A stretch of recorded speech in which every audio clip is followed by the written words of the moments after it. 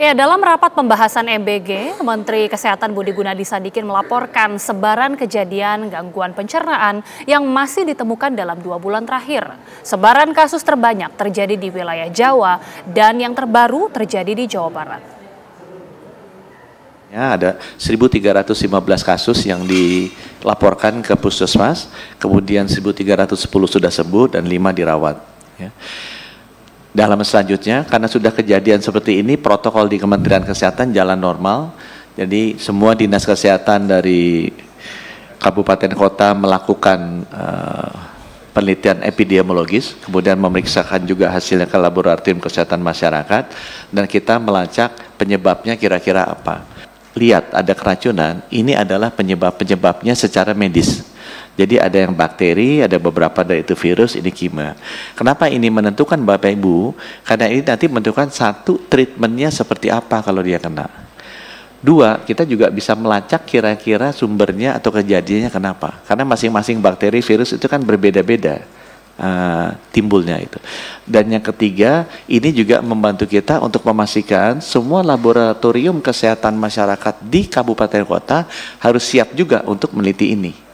Jadi sekarang kita lagi perbaiki reagen-reagennya. Karena yang untuk, ini kan penelitiannya ada dua, ada penelitian mikrobiologis, bakteri dan virus, ada penelitian toksikologi, itu yang penelitian kimia. Jadi mikrobiologis yang paling bagus pakai PCR karena langsung ketahuan kan jenis bakteri dan kumannya apa, ini reagennya kita persiapkan untuk bisa mendeteksi bakteri dan virus ini. Karena ini yang paling banyak. Informasi selanjutnya, pemirsa, pimpinan DPR RI beserta Komisi 5 dan Menteri Perhubungan menemui Asosiasi Pengemudi Indonesia yang datang dalam beberapa kelompok, membahas tentang kesejahteraan dan kepastian hukum bagi para pengemudi. Asosiasi Pengemudi Indonesia menyampaikan aspirasi perihal dengan kepastian hukum dan kesejahteraan pengemudi kepada Komisi 5 DPR RI serta kementerian terkait, yang dihadiri oleh pimpinan DPR RI. Para pengemudi merasa harus ada kepastian bagi kelangsungan hidup, apalagi setelah ada rencana diresmikannya aturan ojol yang berawal dari kerugian negara karena jalan yang rusak dan disebabkan oleh kendaraan yang bermuatan berat. Wakil Ketua DPR RI Sufmi Dasko Ahmad menyatakan ada sejumlah poin yang dapat didorong untuk dapat segera direalisasikan.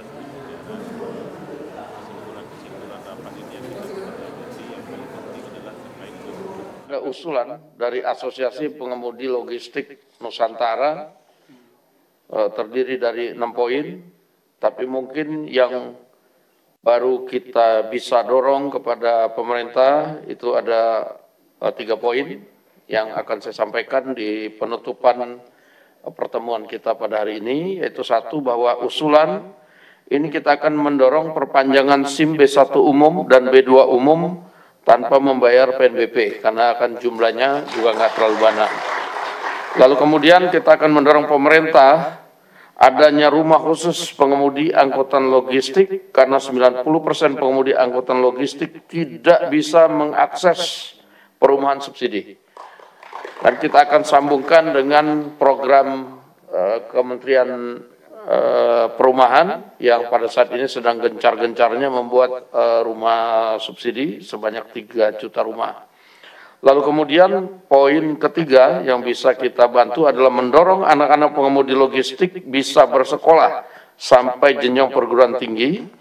Kami akan mendorong anak-anak driver logistik ini mendapat KIP kuliah dan PIP yang memang ada programnya di pemerintah. Nanti kita akan sambungkan, nanti di dalam tim tolong diinventarisir supaya nanti kita bisa sambungkan ke kementerian yang berkaitan dengan masalah ini. Nanti dibikin database-nya supaya nanti bisa kita dorong berjalan.